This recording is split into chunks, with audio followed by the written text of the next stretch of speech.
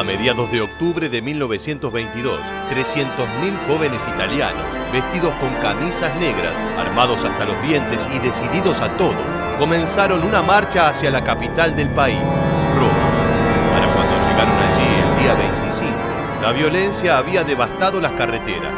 Los comunistas habían sido apaleados e incluso algunos fusilados y colgados. Los comercios, bibliotecas o edificios que ostentaran simbología socialista fueron incendiados. Todo a partir de la orden de un solo hombre que incluso como civil podía pasar por encima de las decisiones de la policía o de los militares. Una figura que 4 días más tarde recibiría el cargo de primer ministro de Italia, obteniendo así el poder para gobernar la nación. Así comenzó la dictadura de Benito Mussolini, un régimen nacionalista y liberal que aplastaría al pueblo italiano con un puño de hierro, dejando centenares de miles de muertos, y que serviría de inspiración a un joven Adolf Hitler para realizar su tercer reino en Alemania. A diferencia del nazismo, es muy difícil estimar cifras oficiales sobre la cantidad de muertos que dejaron los más de 20 años de fascismo en Italia. Pero sí conocemos el horror que tuvo que vivir la gente bajo la tiranía de un hombre que, con la excusa de amar el glorioso pasado romano, hostigó, torturó y violentó a su pueblo de maneras inimaginables. El gran fuerte de Mussolini era la propaganda, no solo en su eufórica y casi grotesca manera de hablar, que infundía a las masas fascistas de una profunda pasión, sino en las decisiones estéticas con las que gobernó. Su admiración por el Imperio Romano lo llevó a rediseñar la capital italiana con una arquitectura que apuntaba a recordar la gloria de los emperadores, plagada de edificios magnánimos y estatuas. Las fotografías del dictador poblaban las fachadas de los edificios más importantes de la ciudad, siendo muy recordadas las imágenes en el cuartel general del partido fascista, el Palazzo Braschi, que siempre mostraban la cara del líder atento, mirando hacia la gente como en un gesto de vigilancia constante. Pero detrás de esta mascarada de grandilocuencia se escondía un régimen que brutalizaba al pueblo italiano. Un ejemplo es una de las recordadas frases de Mussolini durante uno de los inviernos más terribles que vivió el país. Me alegra que haga tanto frío, de esta forma nos libramos de los débiles. Por supuesto, los débiles eran aquellas personas que no tenían un techo bajo el que vivir. Italia era una nación cuyo norte era bastante próspero y respondía a las leyes gubernamentales, mientras que el sur era bastante pobre, además de que allí cada región se gobernaba de manera autónoma, ya fuera a través de instituciones autoconvocadas o caudillos que disponían de sus propios ejércitos milicianos. Las detenciones y redadas a opositores de Mussolini eran constantes, especialmente entre aquellas personas sospechadas de estar afiliadas con el comunismo. Las cárceles italianas nunca vieron peores condiciones que durante el fascismo y no distaban mucho de las condiciones de hacinamiento en las que más tarde vivirían los presos en los campos de concentración. Normalmente utilizaban literas de metal sin colchones en celdas superpobladas por las razias, donde entraban muchas más personas de las que debían. Una de las redadas masivas más emblemáticas fue la que se dio antes de que Adolf Hitler visitara Italia. El duce, preocupado por cualquier incidente que pudiera molestar o poner en peligro la estadía del Führer, decidió lanzar tanto a la policía como a los camisas negras a la calle y detener a cualquiera que mostrara hasta el menor signo de oposición contra el régimen fascista o el nazismo. Otra de las terribles decisiones de Mussolini fue la de imponer un solo lenguaje en todo el país. Debido a las divisiones sociales en una Italia fracturada tras la Primera Guerra Social, las distintas comunas hablaban sus propios dialectos, distinta al italiano romano que hablaba el duce.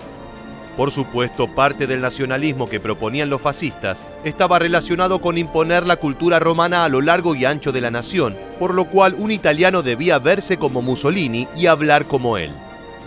El proceso educativo en las áreas campesinas fue llevado a cabo con sangre y fuego. Para cuando toda Italia había adoptado el acento romano como su forma natural de hablar, los pueblos más distantes habían sufrido todo tipo de abusos. El dictador creía en la frase «la letra con sangre entra», al igual que lo hacían Hitler en Alemania y Franco en España. La privacidad en la Italia fascista era un privilegio, no un derecho. Normalmente los camisas negras se movían entre el pueblo como civiles, pero estaban atentos a cualquier demostración de disconformidad por parte de los italianos, lo cual también aplicaba a las escuelas y los lugares de trabajo. Los teléfonos, que pertenecían principalmente a las personas de clase alta, estaban intervenidos y la mayoría de las comunicaciones eran monitoreadas en búsqueda de posibles disidencias o conspiraciones en contra del duce. Es importante destacar que al menos hasta 1938, ser judío no era un problema particular en la Italia de Mussolini, ya que el movimiento fascista era nacionalista, pero no antisemita, y su gran enemigo eran los comunistas y los inmigrantes. Más adelante, debido a la profunda alianza entre el duce y Adolf Hitler, los judíos italianos serían enviados a los campos de concentración de los nazis. Hasta ese momento, el gran enemigo de Mussolini y sus hombres era el comunismo. Los militantes de izquierda eran arrestados, golpeados y colgados en las calles. El método más común era disparar 7 veces a los socialistas, para luego colgarlos boca abajo como humillación pública en plazas, gasolineras o postes de electricidad. Irónicamente, esa sería la forma en que moriría el propio Benito Mussolini. Por otra parte, el dictador italiano sabía que mantener a la juventud involucrada en sus políticas sería una parte fundamental para que el fascismo se mantuviera en el poder. Por esto aplicó una política similar a las de Alemania con las juventudes hitlerianas.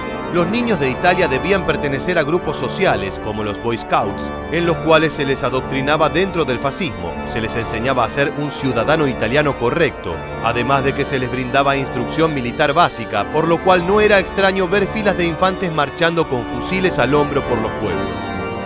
El Estado fascista quería convertir a todos los hombres en la policía de sus propios vecinos, lo cual era una forma de imponer el orden por medio de la coerción, sin la necesidad de militarizar profesionalmente a grandes contingentes de personas. El rol de las mujeres durante el fascismo fue mantenido como en el resto de Europa durante los años 30 y 40. Debían ser amas de casa y su trabajo principal era el de mantener a su familia bien atendida, así como la casa limpia. Por otra parte, Mussolini deseaba aumentar la población italiana, por lo cual el régimen fascista hacía particular énfasis en la sumisión de las mujeres frente a los hombres, además que era su deber para con el Estado tener la mayor cantidad de hijos posibles. Cuanto más grande la familia, mejor, especialmente si los niños eran varones, ya que eventualmente se convertirían en camisas negras para preservar el poder del duce. El gobierno premiaba a las familias numerosas, mientras que castigaba duramente a las mujeres, especialmente las jóvenes, que elegían rechazar ese destino y las enviaban a asilos especialmente diseñados, donde debían vivir como pupilas o eran tratadas como enfermas psiquiátricas.